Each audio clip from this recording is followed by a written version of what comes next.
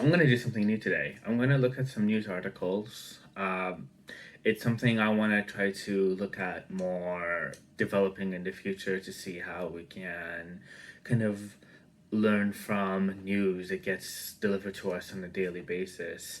And, there's a lot of news out there from like all kinds of different sources, right wing sources, left wing sources, um, trustworthy sources, trustworthy sources, and they're just kind of like looking at random articles.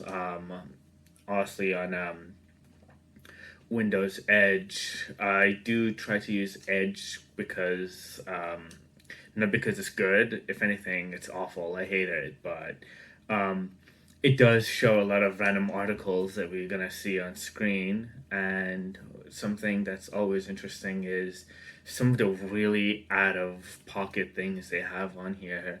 So I just want to look at some of these and just kind of like see what I think about them, see how you guys react to them, see if there's anything we can like get from this, or maybe we can have our own conclusion to some of these articles. So let's go see at the screen and see if there's anything interesting worth looking at. So on the screen here, if I move the video a little bit to the side here, we have, looks like it just kind of refreshes, but it stopped turning around. Something about IDF and Israel. Let's not talk about this subject. There's a lot for me to talk about in the upcoming days once we start looking at news articles and things specific to IDF. I have a lot to say, as there's lots of articles I have in the back pocket, in the pipelines, as they say, to talk about. But for now, let's just keep this a little bit more regarding news that's more towards everyday life here. Um, Again, not to say it's not important, it's probably one of the most important things happening in this era, especially in the year of 2023, 24, post COVID world. It's probably one of the biggest news things that's happening in history, but today's probably not the best day to talk about it. But yeah, we just kind of look at articles, see if there's anything, countries with highest disposable income. See, that's the other problem. A lot of these articles, as we can see, Game of Thrones, Espresso, whatever these are, they're ads or they're like this one's fine. It's just like a normal article, nothing like too politicized. But a lot of these are just kind of like nobody cares about kind of stuff. They're what you call it, those kind of articles that's like this celebrity said this thing or wore this thing, or this piece of clothing, and just like things that most people don't really care about. More ads. It's mostly ads, obviously. Um, Politics, U.S. politics. Um, those are also things that probably deserve their own discussion. We don't need to talk about them. But you know what? To save us some time, this is kind of like showing you what kind of articles we're gonna look at, what we're gonna skip over. So I'm not gonna try to like, look at every single article on the internet, but I also don't want to make you guys feel like I'm trying to like hide away from certain topics. Honestly, like what, humans no longer have tails. See, what is that? Like who, why? um but yeah, the whole idea of this is to just to again not hide from any articles. There's a lot of things to talk about, but what I want to do is just to kind of show how like regular normal articles about everyday life and everyday people that really affect people on a more day-to-day basis. There's a lot of articles that's, just not worth talking about or are such a huge topic that kind of deserves their own video. And those are going to be ones that I am going to make another video for, specific for that. So this is more of a trial run. So I have saved, as you can see up at the very top, all of these like random articles that I thought maybe would be interesting to talk about, kind of like giving like a half blind look, like I thought it was interesting enough to talk about. So what I did is, right click and open a new tab, but I haven't actually like read through them to see what I think about them. There's something I'm gonna do with you guys, more like a live reaction almost. So without further ado, let's go see if there's anything worth talking about. Tabloids, that's the word. Oh my god, me and my brain today. Oh, okay, let's get started. So, first article we have up here from Financial Post. Oh boy, this is gonna be good. Big Mac data says minimum wage doesn't matter. Yikes. There's some garbage about Big Macs and the Canadian dollar, how much you can, let's see. You know what? This is probably not a good article to start with. So let's ignore this one. If you think it's serious enough, you're more than welcome to search for this article, read it yourself. Um, Alternatively, you can look at the comments. Those are usually my favorite part to look at with a lot of these articles.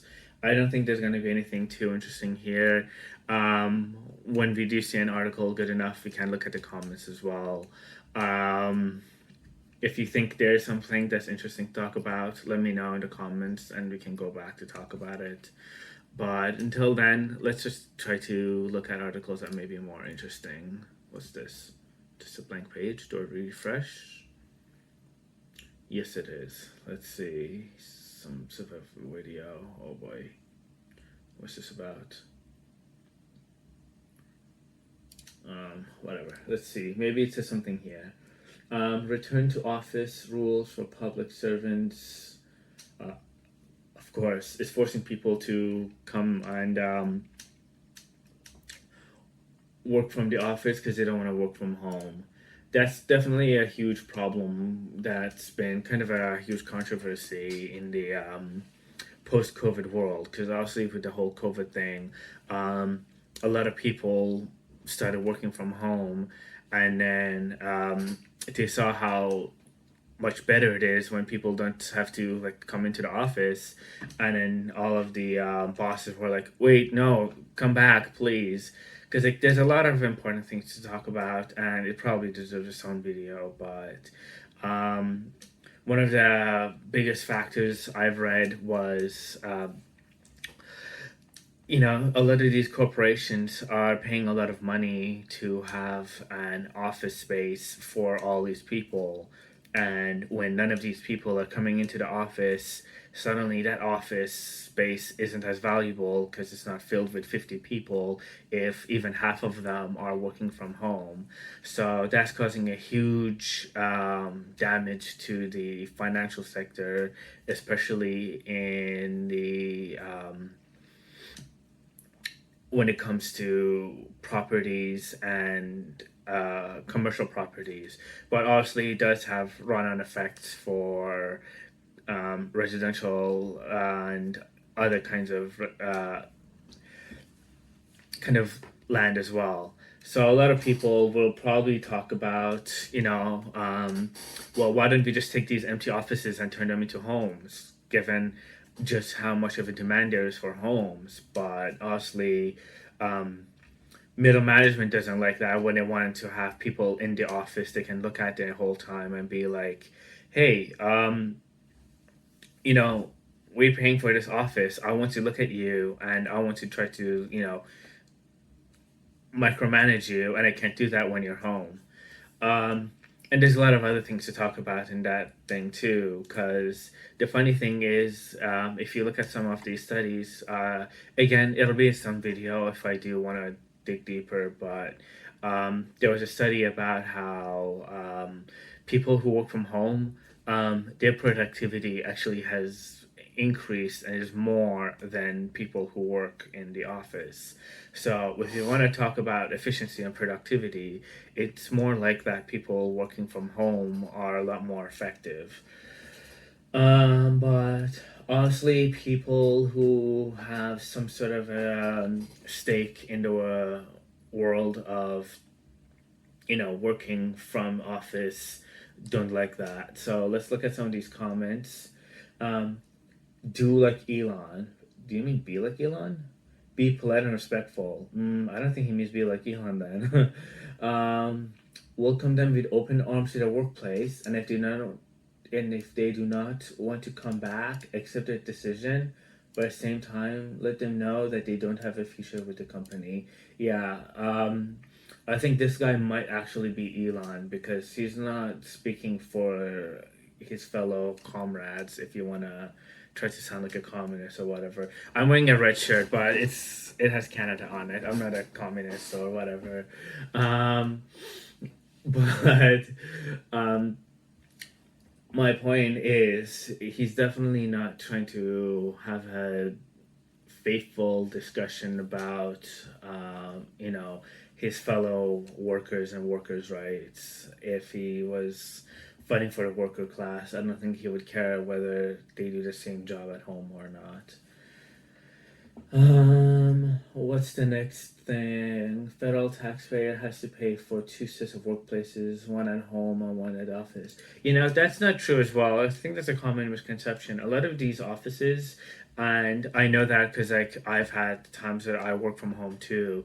They actually do give you some sort of bonus to working from home, or sometimes they pay for you to go to, for example, IKEA and buy yourself a office desk to set up a home office.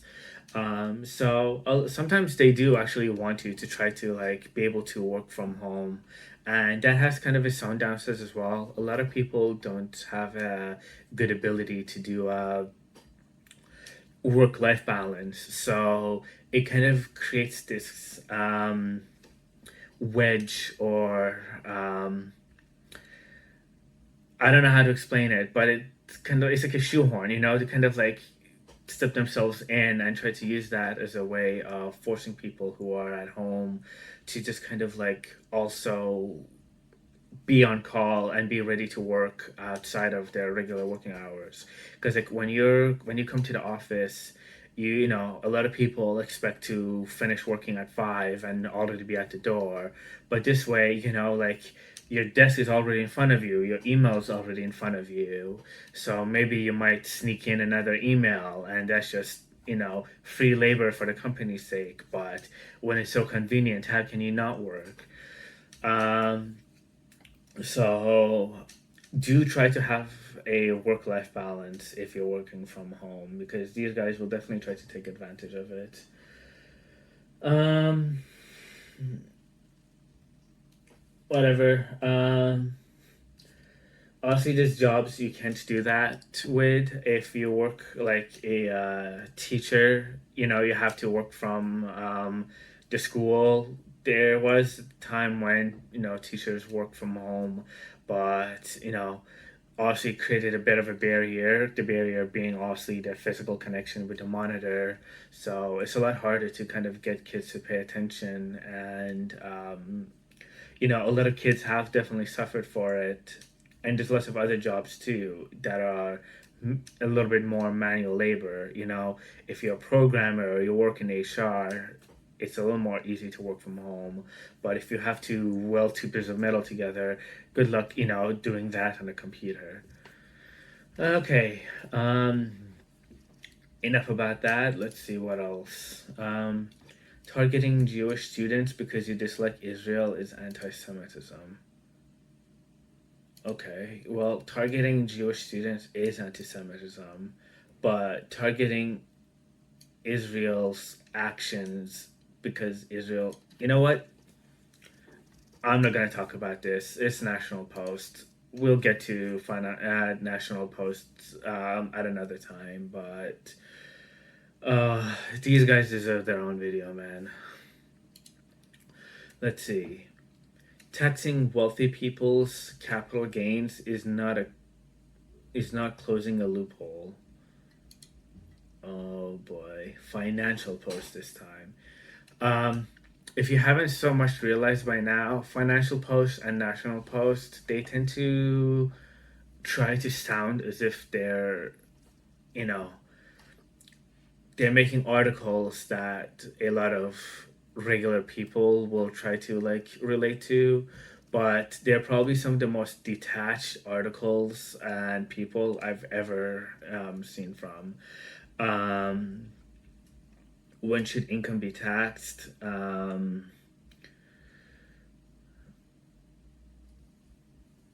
don't know. I'll admit I'm not an economist or an accountant or anything to do with money and politics. I'll get to talking about this on video, but I'm not gonna edit this part of the video out. Also, it does seem like I'm just kind of like rambling or talking about nothing, but I do still want to kind of like not ignore that. You know, as you kind of like go through these articles quickly. There's a lot of articles that are going to be like this and from National Post, Financial Post. So this is kind of like a very good quick introduction um, to kind of like what kind of articles we're going to see, what kind of articles are written by who, and what their foundations are, how they try to um, represent themselves. Okay, next article. If you get laid off, one of the most important things you should do isn't job hunting. From Business Insider. Oh boy, business people, fantastic. Um, let's see what this guy has to say. Um, CEO, staffing, author. Sure, whatever. If you have time to volunteer, do it. Okay. Go get encouragement by sitting along someone who has it worse than you do. Yikes. Um, I think I get what they're trying to say here, but they probably could have worded that a lot better because that just sounds so gross to me. Um, Volunteering is good, especially if you have to compare a resume alongside someone who wasn't volunteering. It could look like, this guy is a go-getter, someone who doesn't just clock out at 5 o'clock and then goes to play Fortnite for the next 5 hours. There's somebody who goes and does something for the greater public, like, I don't know, volunteering at a soup kitchen, maybe. I'm not sure exactly what kind of volunteer work they're talking about, but this is kind of like the first thing that came to my mind given my last video. But sitting alongside someone who has it worse than you do just kind of sounds nasty. What do their comments say? How is that going to pay the bill? How are you going to explain the break of employment in your resume? This guy brings up a good point. It's easy for someone who's the CEO of blank and an author to say, you shouldn't go job hunting. Like, I mean, like, it's Business Insider. What do you expect? But honestly, someone in this situation has a privilege of not having to immediately find something to be able to feed their family. So comments like sit alongside someone who has it worse than you do is starting to sound more and more on the dot. It's starting to make a lot of sense. Let's see. Employers don't really want to see your volunteer work. They want to see your employed work experience. That's true. Volunteer work is nice. It's kind of like a cherry on top of like an ice cream sundae, but you still need to have an ice cream sundae. If all you do is volunteer, that's nice and all, but work experience is what shows that you're someone who knows how to do the job and you've been working in the field. Go get encouragement by sitting someone what worse than you do. This is just wrong on so many levels. Yep, exactly. It looks like the people in the comment section, at least this guy's calling them out. Okay, enough about that article. God, I'm getting thirsty. 1 second. I should put my phone on Do Not Disturb. I have a web camera, but the quality of it isn't very good. So if I try to use that, I don't know. Like, if you guys want to comment, let me know if you guys don't mind having worse quality video feed.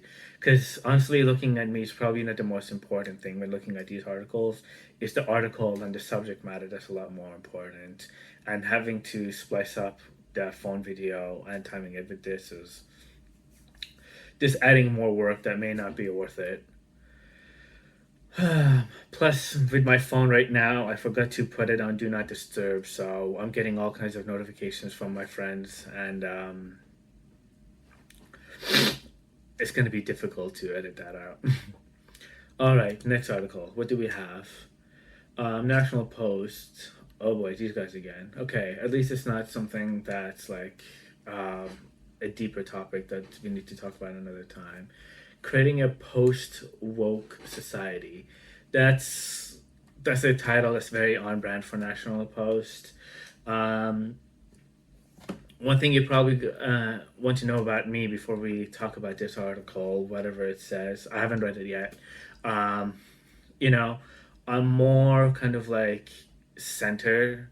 So while I look at something like post woke society and ew woke and that kind of stuff, I do kind of cringe at it.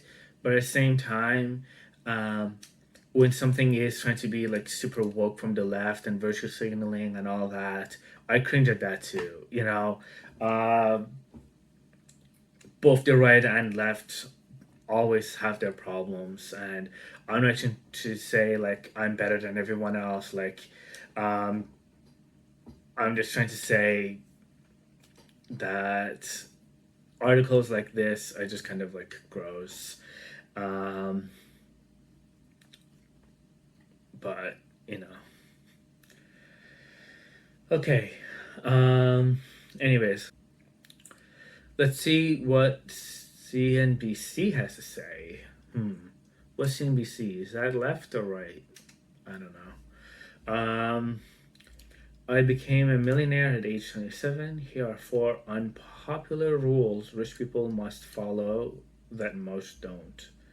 That most people don't, or most other rich people don't.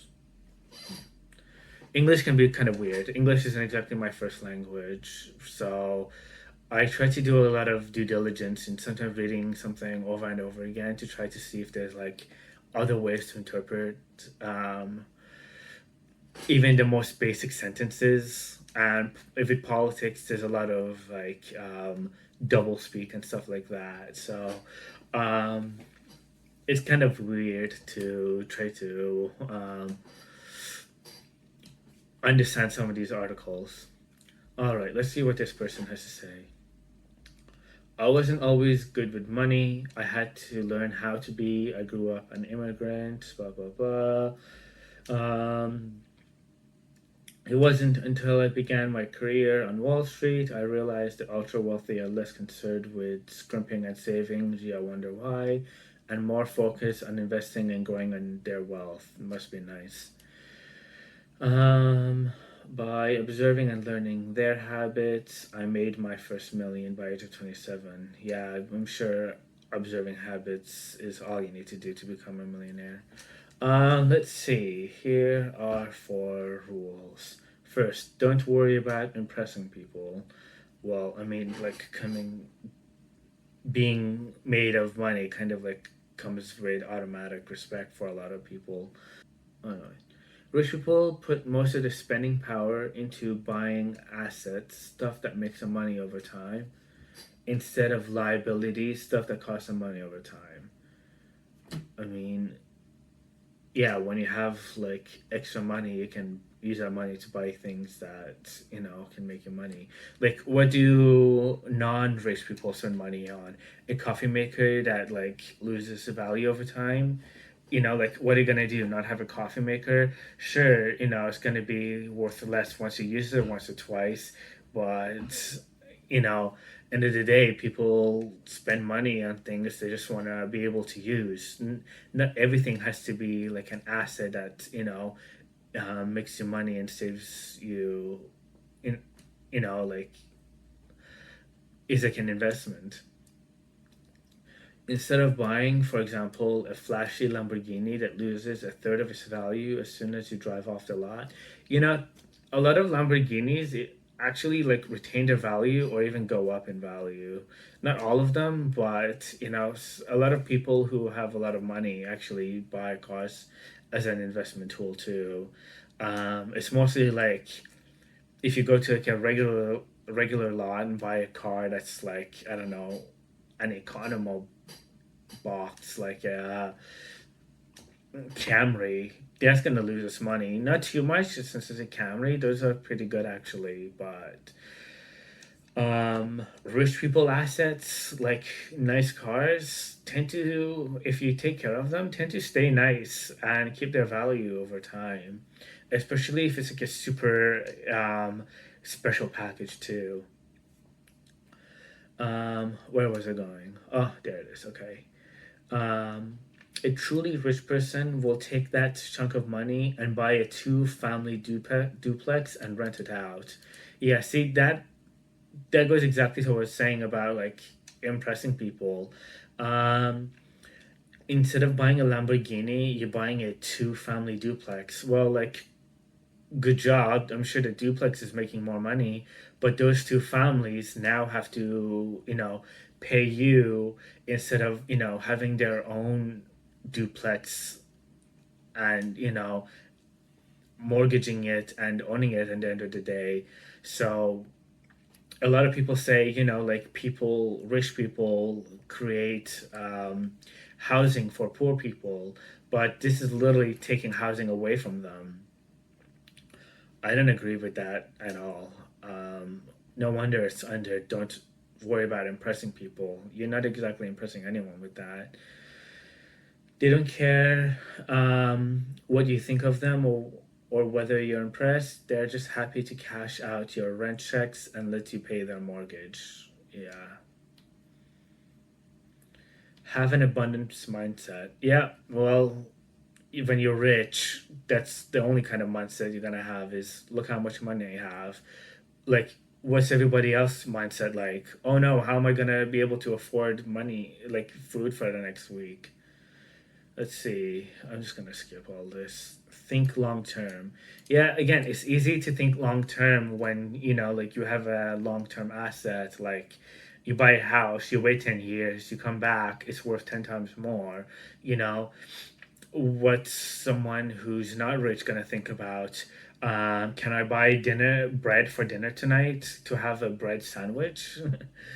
um, let's see. Number four, share, swap, and scratch each other's backs. Yeah. If there's one thing that rich people have, it's class unity, and that's something that I think poor people tend to kind of like not have. A lot of them are kind of like fighting over each other to try to say like I don't know, but this is kind of true for rich people. They absolutely do.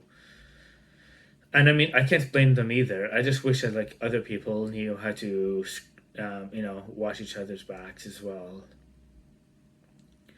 Rich people love being known as the smartest person in their friend group, the one with the best taste, who's on top of all the trends. You'll hear them say things like, "I have a great tax person. You should work with them. I find the best cocktail bar. You should have their martini." Yeah, see, people who are trying to afford bread aren't thinking about where to get the best martini tonight. I joined the best country club, and I'll sponsor you to join too. Oh my god. What did the comments say? Buy low, sell high. Yeah, that doesn't exactly work when you can't buy low or high. Easiest and most sure of making money is to invest in dividends EFTs, pay over 10%, blah, blah, blah. The rules include having enough money to not be worried about living paycheck to paycheck. Thank you, Ryan. See, that's the kind of thing I was looking for. Okay. Next article. Let's see. Financial Post answers. What does having a moat mean in investing? Is that about investing? Yeah, I'm not gonna look at investing. If you want to learn more about investing, you can learn more about investing. I'll say this though, kind of as a tangent. You know what rich people do when it comes to investing? Their moats rely on building actual moats. Um, Look at this. Billionaires are building bunkers and buying islands so they can try to like stay away from other people as much as possible and building doomsday bunkers. And this isn't doomsday like Fallout where like, oh no, what if a nuke hits us? It's more like, what if, the French Revolution happens again? um, but yeah, I think maybe rich people are starting to become a little more scared than usual. You can definitely see them become a little bit more conspiratorial, which, I mean, I don't blame them. I love my conspiracy theories, they're funny. You know what? Here's what we'll do.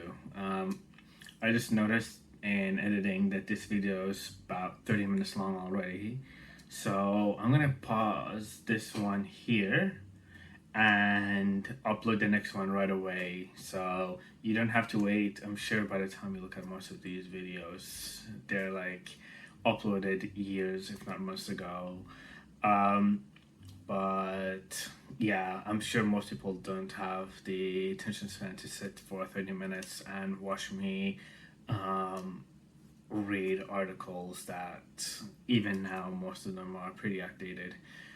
Plus, the next article, which is coming up in a minute, isn't exactly exciting either, but I'm gonna be talking about it for an extended amount of time, so I thought it's gonna need its own video. So thanks for watching if you did watch until now, and see you in the next one.